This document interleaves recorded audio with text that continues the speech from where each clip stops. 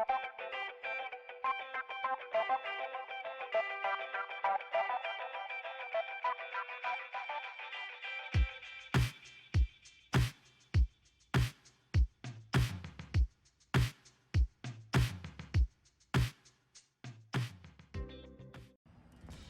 everyone! Welcome back to my channel. If you're new here, hi, I'm Mary Chris. So it's been a month of me using this B6 Moterm and Croco Pink, and it currently houses my work planner in mini HP. So I'm just gonna walk you through what I have in my setup and what I dislike about this planner in general. So if you wanna see what that's all about, stay tuned. Okay, so this planner is a B6 size and it currently houses my HP Mini, and it uses mini discs. So let's go ahead and open it up. So at the bottom of my planner, you can see this is a bookmark that I got from Etsy, and then I cut it down and just put it inside the hole of the last disc. Get it here. Okay, can you see it? So I just inserted it from the hole of the last disc, and it acts like a planner tail charm, and it's really cute. I love everything nature, so this is kind of my vibe. And here I use a big ollie clip. I just like to keep a big ollie clip. I'm not a fan of fancy paper clips. I prefer these ones, which are rose gold and very minimalist, so it just holds my journaling card. I got it as a freebie from one of the local sellers where I bought from, and it has a gold foiled heart, and it's so cute. So here I have another ollie. This is an ollie dot. I like the ollie dots because you can clip several pieces of paper and just position them wherever you want. So it's not limited to the top, to the sides, or to the bottom like a usual clip would. So I like it. It holds several pieces of paper and it takes me directly to my monthly layout. So I like having it there. As you can see, I cut off the bookmark of this B6 Moterm. I just cut it using a pair of scissors. It's not very clean, but I'm okay with it. So just make sure that you don't intend to use that bookmark before you cut it, otherwise you might regret it. And in here on the left side pocket, this is the pocket that I use the most. I have a sticky note. This is from K, an old product. I'm not sure if they still have it in their active product line. These are dots. I like them because they're semi-transparent dots, and I just cut pieces of it. This is from a bigger roll. I'll show you here real quick. This is a bigger roll, so I just cut small pieces at a time, and I carry it around so it does not bulk up my planner. As you can see, I'm almost done with the first sheet that I cut, and this one is bigger because I tend to use it a lot in my work planner. And I have here several loose pieces of paper. I like to keep them here, and they're cute. I love cats. Because if I just have to jot down something real quick and hand it over to somebody else, I won't have to take pages from my sticky note. I don't have to take pages from my work planner. So that's why I have it here, and just keeping it here on the left side pocket. I don't have anything in here nor here, and as of the moment, the back pocket is also empty. Okay, so I don't have a cover per se for my planner. I like this, I don't know what it's called. I think this is a page protector or something. It's what the Happy Planner line calls it. I really like it, but instead of pictures, I put small pieces of, these are 2 inches by 2 inches, so it's just a square box These are quotes that really inspire me. I made some of them from Canva, and I just them off on a cardstock. So these are quotes that inspire me, and sometimes when I feel down and I feel like I'm not, feeling very productive or happy with my performance at work, these are the things that kind of pick me up and get me back to working. And at the back, I also have some more, so they are placed back to back with each other. This is a dashboard that is printable. I got it off from Etsy. It's a store called Back to Basics. It says, stop trying to skip the struggle. That's where character is built. Embrace it, learn from it, grow because of it. And I think that's really important because, especially for me, I just moved to a new job and everything is kind of still an uphill learning curve for all the processes that's happening, that's going on. And it's difficult, but growth is much needed. And at the back, it's just the same coat. I just covered some parts with cute stickers that I thought were really work related and useful for me. In here, I just have my name and my contact information, just covering it for the sake of the video. This is a Vellum Dashboard, and I just attached a cute rose gold washi tape. And here I have a 2020 calendar. So I'm just marking off the start where I started using this mini happy planner for my work tracking and planning. And here, this is actually a divider, but I cut off the edges here because when I first tried this, as you have seen from my previous video, the tabs were kind of sticking out and it was annoying for me. When I cut it down, I realized that I could still switch through the pages without having the tabs dangling on the side. So I could still see that if you look at the top, I could still see that the dividers are bigger, a little bit bigger than the pages, so I can quickly shift through them and find my way throughout the different sections of my planner. And this is what I usually use as my inbox page or inbox dashboard. I stick different sticky notes, like for example, I have this one. So I have a sticky note for what I need to focus on for the day or do for the day, so I put it here. And this is just the cute image that I saw out from I think this is from a minimalist group that I'm a member of, and it just shows you a flow chart of how to process your ideas and the things that you need to do. And here is a yearly overview on 2 pages, and I think this one is from Simple and Trendy Co. I'm going to link down below all of the products that I'm mentioning here. So I really like this because it's very simple and it's very neat.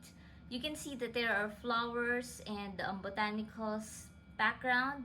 I just printed this on the paper before printing the actual layout of the page so that it doesn't look too bland for me. I like all things nature. So I like that there's boxes here where I can put distinguishing dates and important happenings. It might be like a forward planning thing or some hallmarks, like it's on November 8th it's gonna be my 2 months at my new work and 3 months at my new work on the December 8th and stuff like that. So it's really cool. I just got this off of, I think, from Instagram and just printed it at the back.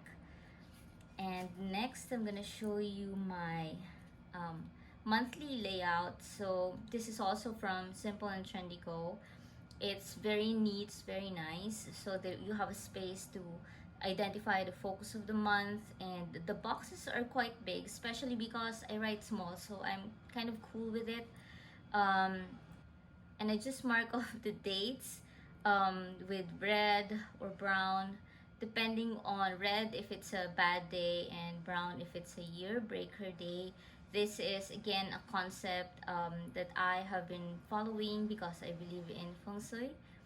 So I mark those days off on the monthly page just so I have a reference and I'm aware about whether the day is good for me or if it's bad for me or stuff like that.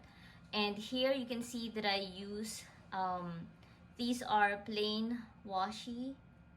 Let me just get it to show you. So I like the plain washies because I could still write on them, so they sometimes act as page flags for me.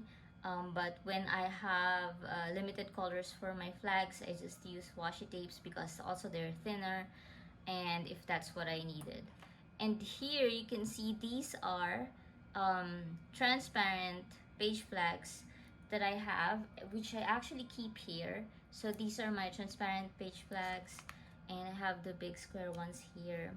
So I just keep it here so that I could quickly reach for it when I need it. So I just cut them down to size so that it fits the boxes. Occasionally I also use stickers and stamps, but I prefer the stickers that are washi type, so they're very thin, does not bulk up the planner. So this is for November. Just briefly showing you how I use my work planner. And this one I wanted to show you another page. Okay, so this is actually a layout from Stargazer. This was intended for a skinny classic sized planner, and I just cut it down because I sold off my skinny classic and it wasn't working well for me. So I use this every week to identify how I've been doing, feeling for the entire week.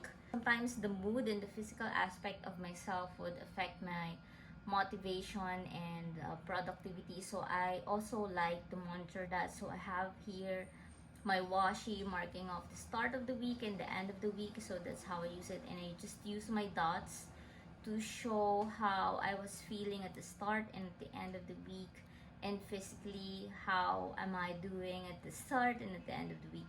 And here I just use the dots again to mention some things that I'd like to remember about a particular day, and just mark off the dates with the dots. And if also I needed extra pages for jotting down more notes, I have here at the back of my planner some blank pages. These are some pages that I have from my skinny classic, and I just cut them down to size of the height of the mini planner so I could insert it here. So I have some grids, dotted and lined, and a list layout. And here at the back I have random pages that are just blank. I did just cover the sides with different washi tape, so it just looks cuter that way. And I have them printed in dotted grid, and some are just black. So if I ever needed to like jot down more notes that are outside of the layout that I'm using for that week, I have a chance to do that. So this is how I use it. So occasionally I have stickers there just to make things cute, and again at the start of the week. And I wanted to show you as well, I have like two kinds of weekly layout. So sometimes at work I have a week where there's like loaded meetings and whatnot, so there's a lot of schedules that are happening. This is the kind of layout that I use. So sometimes if I have more things to do, I use this 2-page, 1 week on 2-page layout, also from Simple and Trendy Co. So I just jot down some of the things that I need to do, and they are, as you can see, more detailed than this kind of layout. So this is what I'm going to use if I have some more details to write down. And sometimes I have days where I really need to write down more details and more IDs and whatnot. So I use a daily layout like this. This is the back part, and this is the continuation of that week. So I just insert it there. And at the current week, I have this card stock. These are really helpful for me because they contain my weekly and daily routine. So I made this from Canva and I just printed it to size. So these are my reminders for what am I going to do for the week, and before the week starts I need to jot down 5 most important tasks, secondary tasks, and at the end of the week I make a review. So I'm using this layout from Stargazer. So at the back I usually do a short review of whether I think whether I think the week went well, or if there are things that I can improve on. And at the back I have a daily counterpart, also kind of similar, but you can see here that I just need to identify the top priorities, secondary tasks. They're also nice to have, so sometimes you have an idea which would just pop out from nowhere in the afternoon, so you just have to jot it down so that you can schedule it again in the coming days. And this is actually something that's really helpful for me. So there are days where I don't feel so productive. Like if I weren't able to finish what I intended to do for the day, I would feel like I would be so frustrated because I wasn't able to work. So before I could jump into that conclusion, I have these tasks. These are time blocked. So you can see I have here like the mundane tasks of every day, like check emails, check this, check that, update this and update that. These tasks will constitute like 30 minutes of my time. This one will be an hour and a half, and I have at least 4 hours for coding, and I could spend some more if I need to. And then I have more tasks on reading the code base just to learn more outside of what I'm currently doing, and a stand-up meeting is allocated with an hour. So if I ever feel like I did not do any work today, I could just come back here and say, oh, okay, I did all of this. This is basically still work. So that's why I have it, and it's very useful for me because before I start jumping into conclusion that I did not have a productive day, and I'm gonna tell myself, these are the things that I did. Okay, and the next one is also another cardstock. I just kind of move this around every week. I also made this design on Canva. These are like my tasks every day that I need to do. These are part of these 30-minute block. So these are important for me because sometimes I forget the commands, and it's just useful to have it here. And at the back are just routine calls, some of the things, the commands, and that I need to run, and habits that I need to form is just here, and followed by some links that I can't really show you. And here I have a bookmark. So I'm not really a fan of paper clips and things that are sticking out of my planner a lot. So this is I bought the actual physical version of this, and I just scanned two actually, because I have two in different colors. I scanned them and then printed them and then punched holes. And these act as my bookmark. So sometimes I would use the page flags for marking pages, like I have here for my month. And this one is for my week. And the next one is a marker from my daily layout. So that's just what I kind of do. I hate buying a lot of stuff that I would end up not using, so I'm trying to understand myself that way. And here you have, you see another Ollie dot, which is a cat. And this one holds the rest of the daily layout pages that I have, which are extra. And this is, I would say this is around 4 years old now. Like this used to be bigger, and I have it laminated. There's a stamp at the back, and I have been using this since I was still in a personal planner, and then I moved to a traveler's notebook, and I was just kind of carrying it around with holes. And then I decided to chop it off and punch holes for my mini happy planner. So it's now 4 years old. Look at that. Very functional for me. And then again, you've seen this. These are my flags, or transparent page flags. Unfortunately, what I do not like about this is that you can't write on it with your regular pen. This is actually a uni style fit pen. It's a gel pen. But even the regular ball pens don't work on it. So I had to get some Sharpie. These are the only ones that can write on these page flags. But yeah, that works fine for me. And here I have another cardstock. It's a quote about healing. I think this one is again from Back to Basics on Etsy. And the next few pages are my learning plans. So aside from work, I still schedule some of the things that I want to study. I have a Ruby study, RSpec study, and some of the other things that I see online, or LinkedIn Learning, or Coursera. And some pages here are the notes that I have from studying. These are filler papers from Happy Planner, and then followed by another semi-frosted divider, which doesn't have the tab anymore because it was sticking out and I don't like it.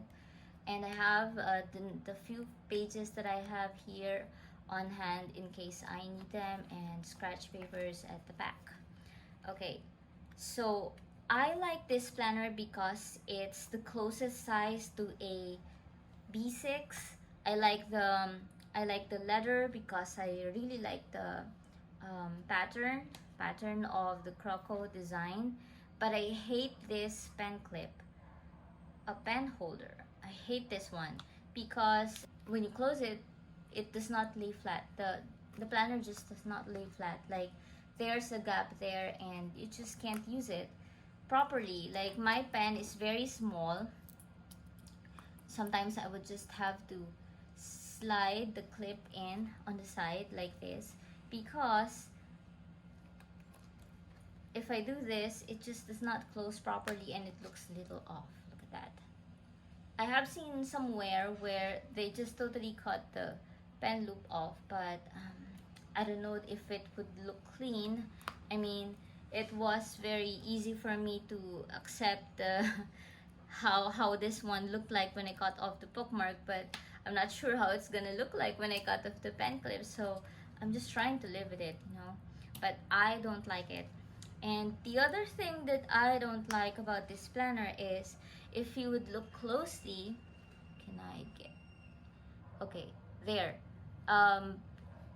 This planner has not left the house, but you can see that there are small dots.